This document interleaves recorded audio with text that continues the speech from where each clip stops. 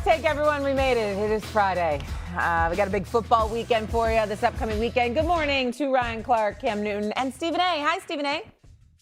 Well, first of all, a couple of things. Good morning, everybody. Love seeing my man, RC. You know what I'm saying? Cam Newton in the house. You know, the weather conditions and all. It shows the commitment. It shows the commitment. The brothers in the house. And Shay, nothing but love for you, my girl. You looking good. Looking good. Clean. She clean today, now.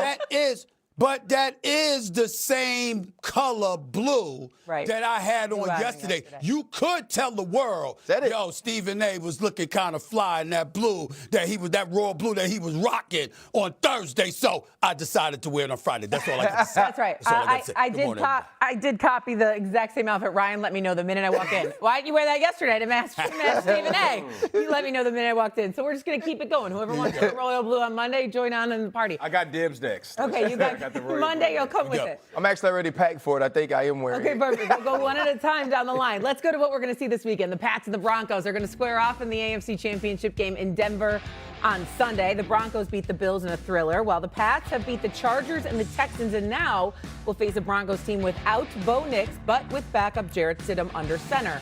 Sean Payton does not care. He's speaking a trip to the Super Bowl into existence. Listen to this.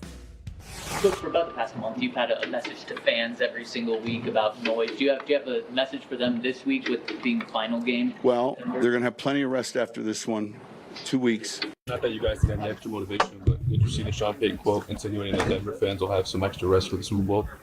Nah, I ain't never seen it. He said they have 2 weeks to rest up from the Super basically. Yeah, no, I ain't seen it. Man, get rest in Cancun, too, at the end of the day. So it is what it is. All right, some people are calling this trash talk. That is the nicest trash talk. Give me a break. What is that even? This is nothing but a mentality by Sean Payton. But we can appreciate this, right? Yeah.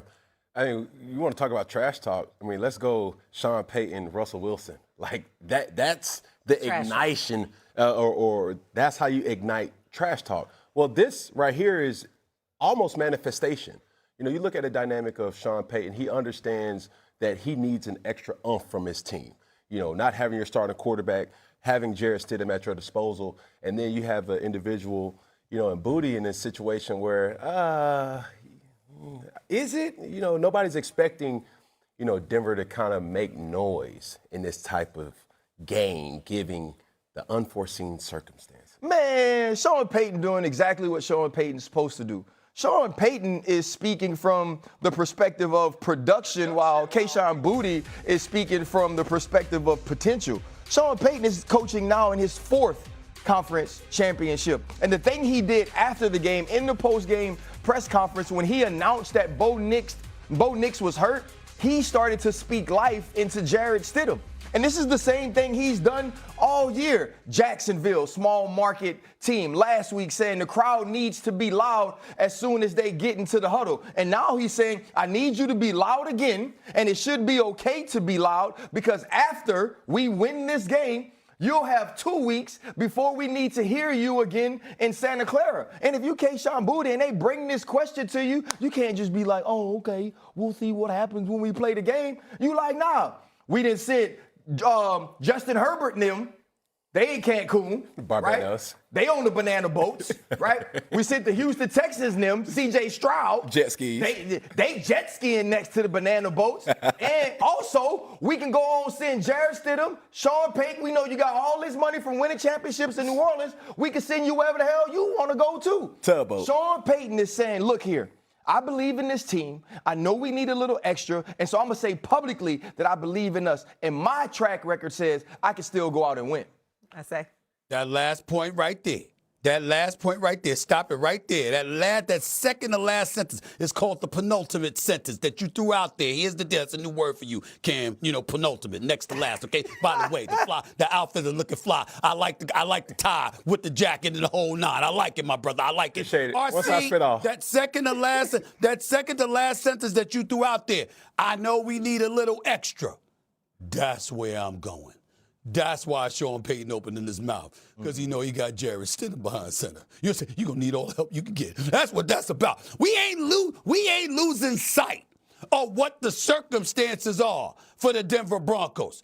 Big-time defense, led the league in sacks, had 14 more than any other NFL team with 68, 4 shy of the all-time record by the Bears in 1984. We got that part. We know they got a shutdown corner that's going to have his work cut out for him because he got to go up against Stephon Diggs. But you know what? Surtain can do his thing. We get all of that. We know offensively, whether it's R.J. Harvey, whether it's Cortland Sutton and these brothers, they can produce. The question is that backup quarterback who's only taken one snap this entire season and hasn't thrown a pass in an NFL game since 2023.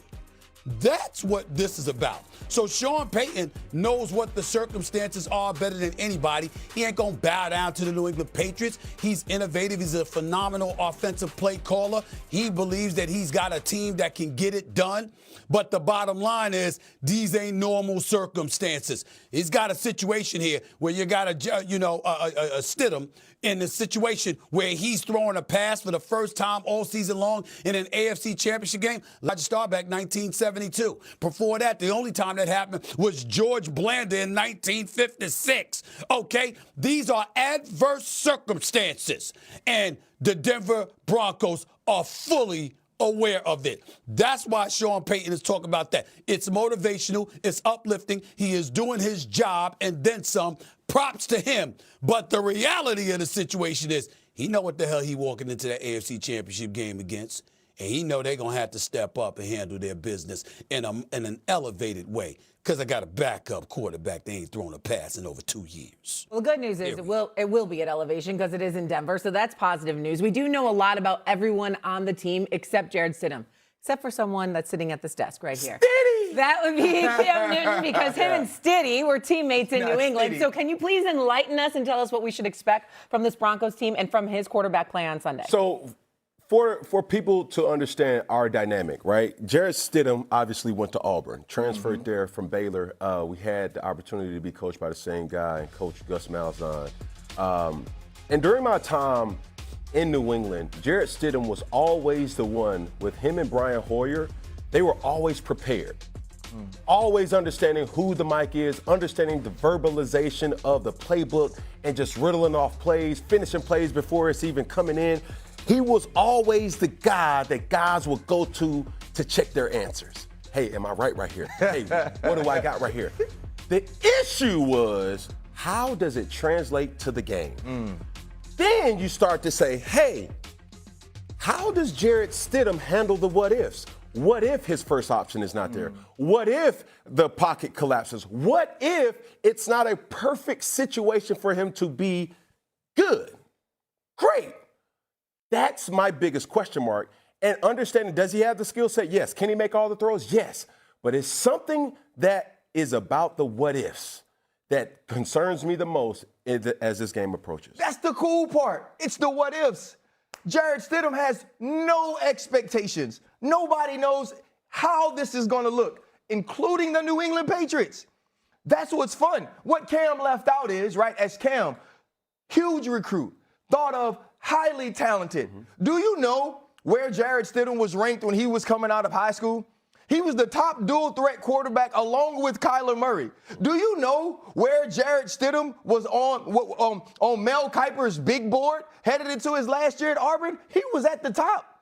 He has talent. He don't have to go and be great for 18 games. We just need you to be good for 60 minutes. And if you're good for 60 minutes, we're worried about the next 60 minutes if we get there in 2 weeks. When Jarrett Stidham started 2 years ago, which Stephen A. loves to point out, he didn't go in the game and they said we're going to hand it off a million times. He threw 66 passes. He threw 32 in one game, 34 in another game. He threw for over 220 yards in each of those games. Sean Payton ain't scared to play with this dude. He's not scared to put him in the game. He bids Russell Wilson for him. Now, to think that they're going to be the exact same team without Bo Nix is, like I said yesterday, it's disrespectful because of Bo Nix, his talent, his athleticism, what he's able to do above the X's and O's. But along with what Denver can do defensively, to believe that this team can't go win is foolish. And I think that Sean Payton feels the exact same way too.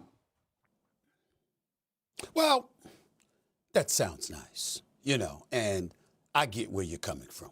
But the problem, RC, and you'll appreciate where I'm coming from, and put RC up on the screen because I want to see him when I'm saying this.